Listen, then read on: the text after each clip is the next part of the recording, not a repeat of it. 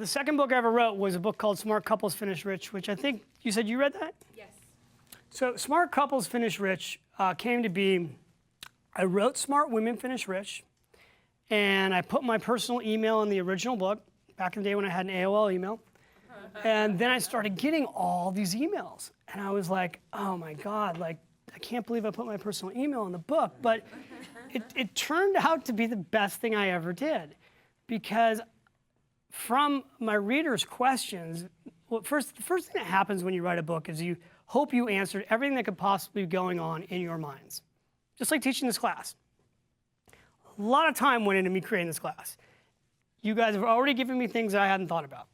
So I write Smart Women Finish Rich. I start getting lots of questions, and the bulk of the questions are about couples.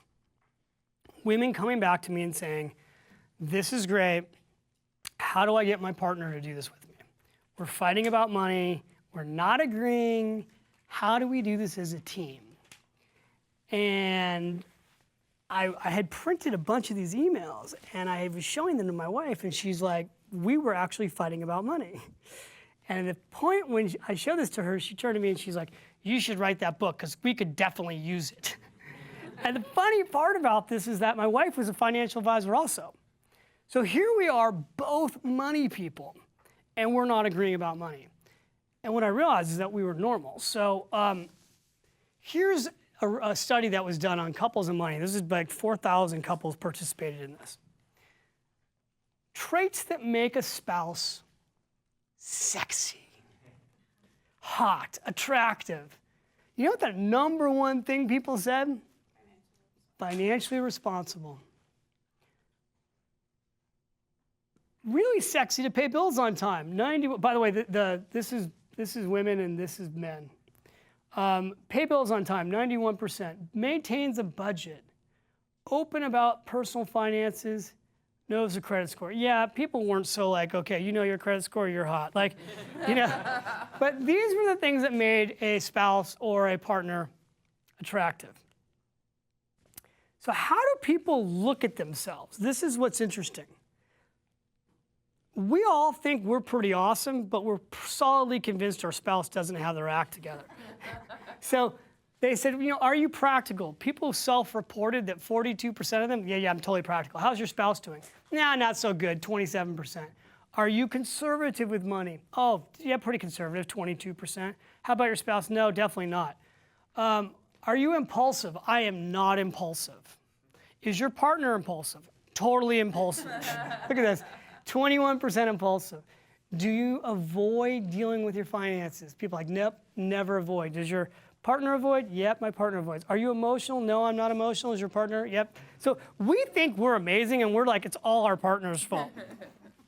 So we started digging into this, and we found out there's this huge couple and money disconnect. So 33% of couples don't agree or know where they plan to retire.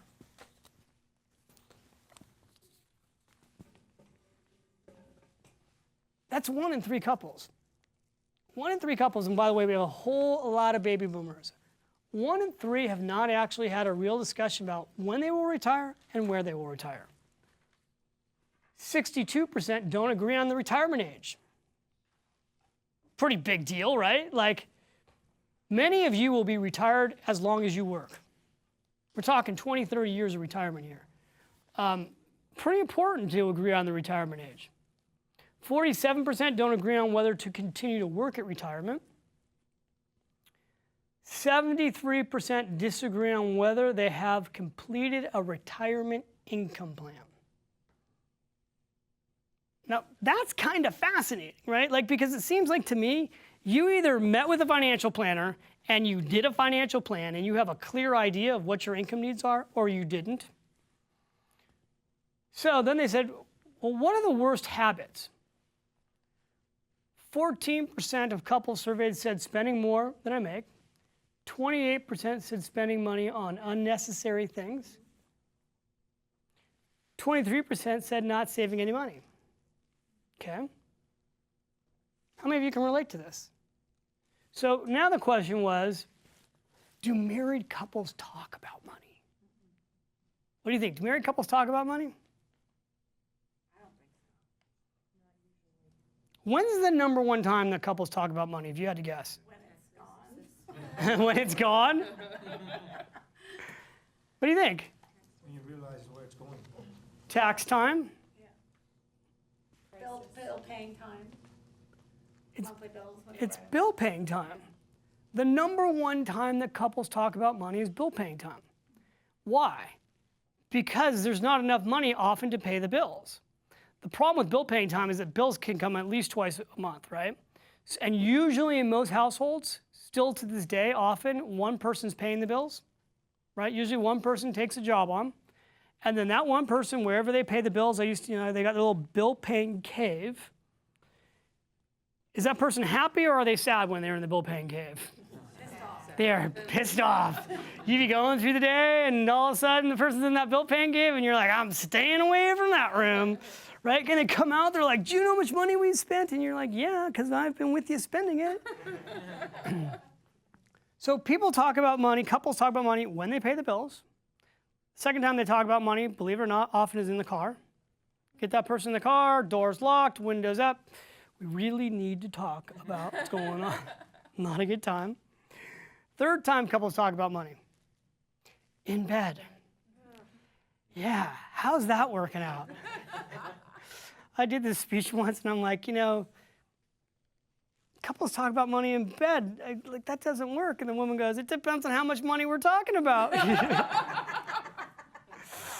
I'm like, okay, well, I was in Beverly Hills when that conversation took place. The key to talking about money is you need to have a money date. You need to create a time, a safe time, when both of you are ready to talk about money. So you literally put a date on the calendar, and you're like, okay, you know what?